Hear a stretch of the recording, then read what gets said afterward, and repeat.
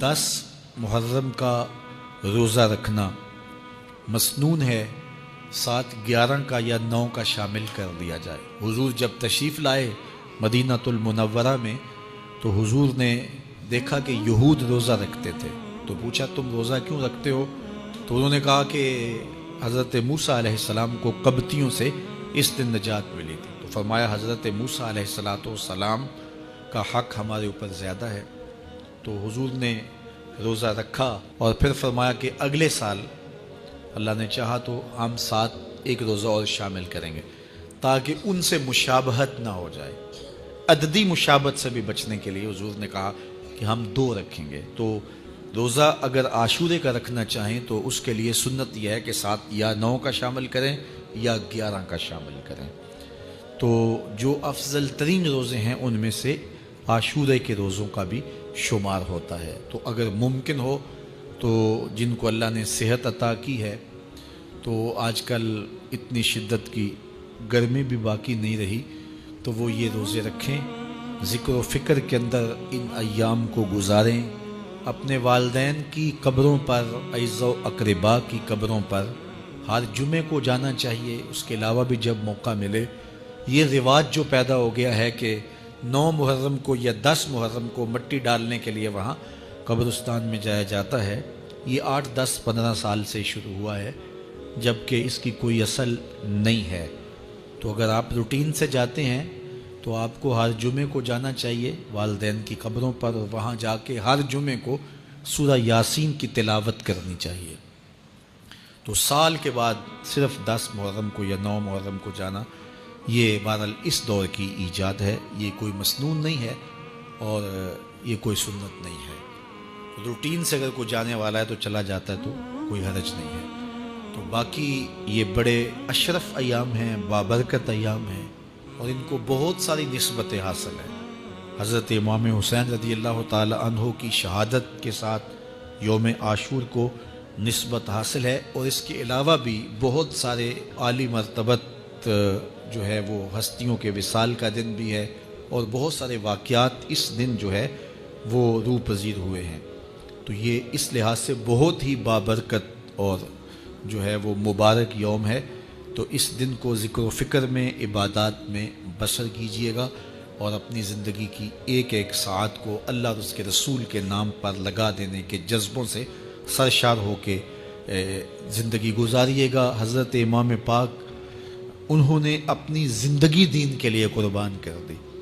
تو یہ 10 محرم ہمیں سبق دیتا ہے، اور ہم اس دن عہد کرتے ہیں اگر انہوں نے اپنے بچے بھی قربان کر دیے اور اپنی اولادیں بھی بھوک اور پیاس میں قربان کر دیں، تو ہم بھی یہ عزم کریں اس دن کے ہم اپنی ساری زندگی حضور کے نام لگائیں گے، حضور کے دین کے نام لگائیں گے۔ جو معمولات ہیں اس کے حوالے سے اعلیٰ حضرت نے بڑی تفصیل سے بات کی ہے۔ معمولات ہمارے آراس کے ہیں، قبور پہ حاضری کے ہیں، اور دیگر امور کے، بلکہ قبور کی حاضری کے حوالے سے اعلیٰ حضرت نے کتنا واضح اور دو ٹوک موقف بیان فرمایا کہ زیارت قبور بالاتفاق جائز ہے، اس میں کوئی دوسری رائے نہیں ہے۔ قبروں کی زیارت کے لیے حضور نے خود حکم دیا، فرمایا کہ کنت نہیتکم عن زیارت القبور فزوروها، میں تمہیں قبروں پر جانے سے روکا کرتا تھا۔ ایک زمانہ تھا حضور نے منع کیا، کیونکہ اس وقت مشرکین کی قبریں تھیں۔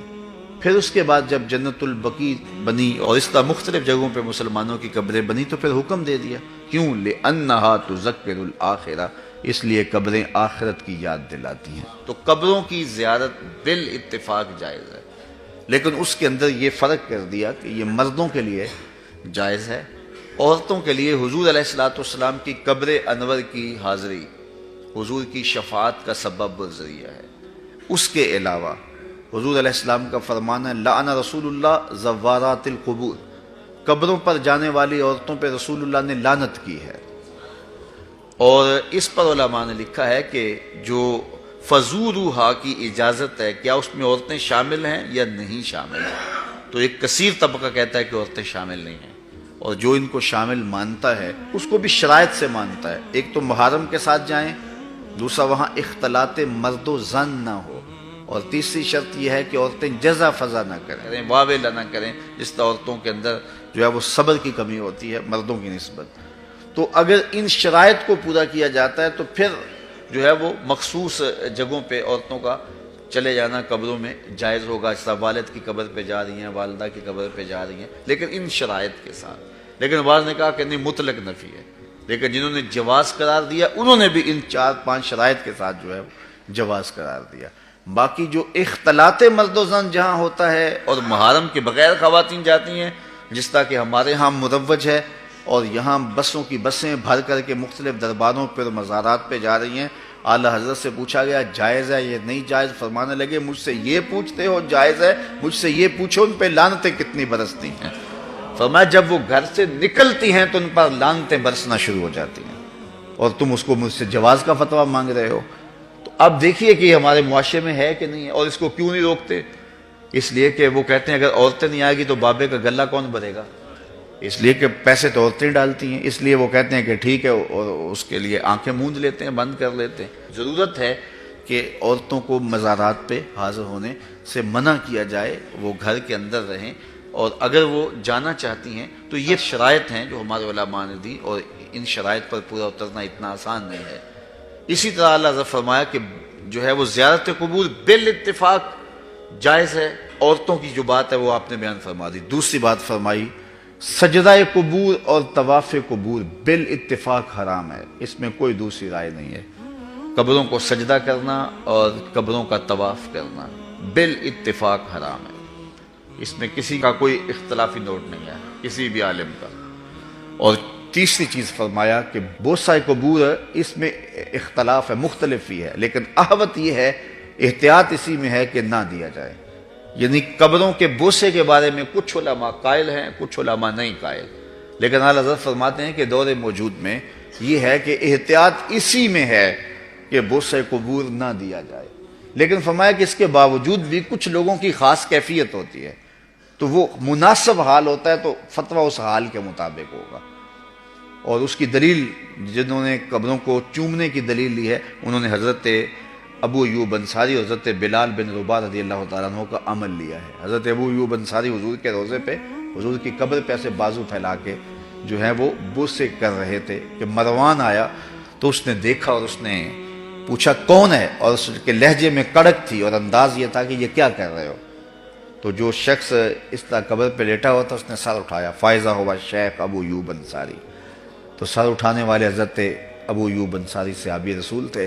تو مروان کی آنکھوں میں آنکھیں ڈال کے کہنے لگے میں کسی پتھر کو نہیں پوج رہا، اپنے آقا کی قبر کو چوم رہا. تو یہ دلیل انہوں نے لی ہے، لیکن یہ دلیل اس صورت میں بن رہی ہے کہ یہ ان کی خاص کیفیت تھی. تو اگر باپ کی قبر پہ، ماں کی قبر پہ بندہ جاتا ہے اور اس طرح بے خودی کی کیفیت ہو جاتی ہے تو وہاں اگر چوم لے تو حرج نہیں ہوگا. لیکن عمومی طور پہ اعلیٰ حضرت نے جو موقف دیا ہے کہ وہ مزارات پہ جائیں تو احوط یہ ہے کہ بوسہ نہ دیا جائے، چونکہ بوسہ دینے کے لیے آپ کو نیچے جھکنا پڑے گا، اور آپ بوسہ دے رہے ہوں گے تو کسی کو یہ گمان ہو سکتا ہے کہ یہ سجدہ کر رہا ہے. لہٰذا کسی کو بدگمانی سے بھی بچانا لازم اور ضروری ہے. اس لیے فرمایا احتیاط اسی میں ہے کہ قبروں کو بوسہ نہ دیا جائے.